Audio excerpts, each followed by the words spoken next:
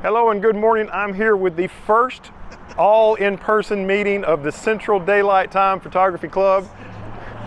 We got Childress, Durant, not Durant, Thatch, CDT Photography, and we are going to the Tennessee Aquarium. I don't know what we're going to do when we get in there. Probably take pictures. So let's see how it goes. Well, we started out as you always do when you go into the Ocean Journey building up here in the top floor, making photographs of lemurs, and we also photographed a lot of the flowers here. And I've been using the RF 100-400, the super cheap, super telephoto, and it's doing really well. Here's a photograph I've made of Ron, kind of a backlit photograph as he was checking in at the parking lot. This is his first experience with Chattanooga parking. I'm not sure if he's thrilled with it. Here is one of the ring-tailed lemurs that I photographed using all 400 millimeters of that 100-400 lens. And next is a photograph I made of Tim. He's using his R6 Mark II and the 70-200 RF lens, the 2.8 version. Here are some flowers. There's lots of flowers there on the top floor of the Ocean Journey building, just beautiful to photograph. And the 100-400 lens does a nice job with flower photography, and as you'll see soon, it also does a nice job with butterflies. Well, we have made it to the butterfly garden, which is probably the highlight of the entire Tennessee Aquarium. And as always, especially in the wintertime, it's super humid in here all year round, but in the wintertime your camera's cold, so our lenses are fogged up. You gotta wait till they acclimate before you get started.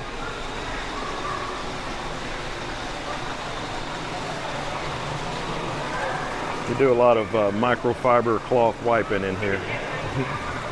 All right, now we're getting to the butterflies. I really enjoy using that 100-400 millimeter lens in the butterfly garden. It does very, very well. In fact, I believe it's a better butterfly lens. It definitely has a higher magnification rate than the super expensive RF 100-500 millimeter lens. So it was a joy to use it.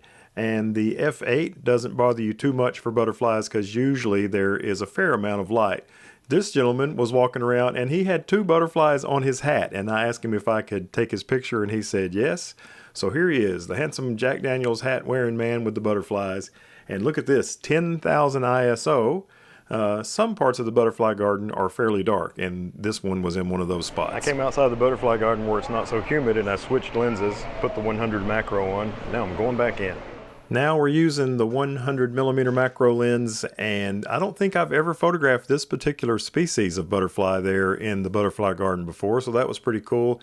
And this is not the composition that I usually prefer for butterflies, but this one posed so well for it, I went ahead and made the photograph. I really like the side view with the wings up photographs of butterflies much more, and so that's why you'll see mostly that in here. It's not the easiest. Oh my goodness, there's something going on here. They may be making caterpillars or something along those lines. These butterflies were over in the corner, and here's a butterfly that was kind of greenish, and looks like a lot of people have tried to hold it because its wings are kind of torn up. That's unfortunate. Here's an interesting looking flower. It had interesting light on it. The little buds there had bright light and everything else didn't, so I thought I'd make this photograph for you. Well, we found the bird and got some shots of it. I might even be able to get a video clip of it with my pocket too. Let's see.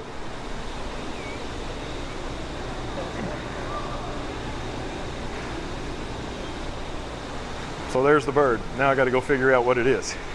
It's a crested wood partridge.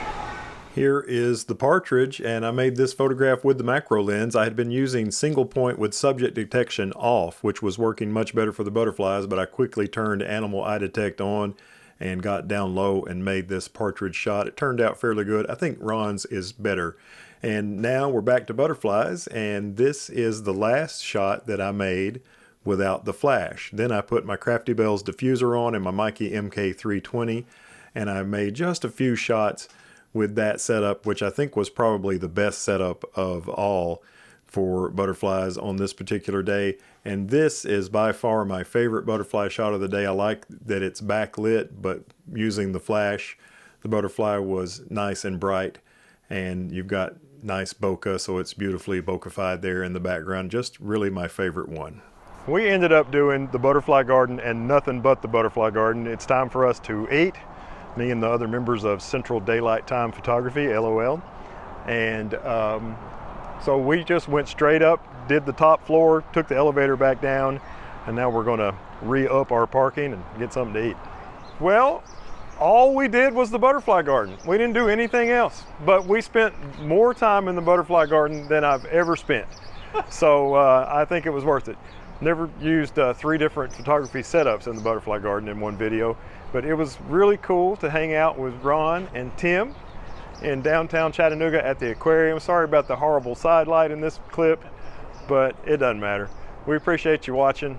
You should subscribe to their channel, Ron Durant Photography, TimChilders Photography. Definitely check them out. Give us a thumbs up, subscribe, hit the bell. Bye-bye. See you guys.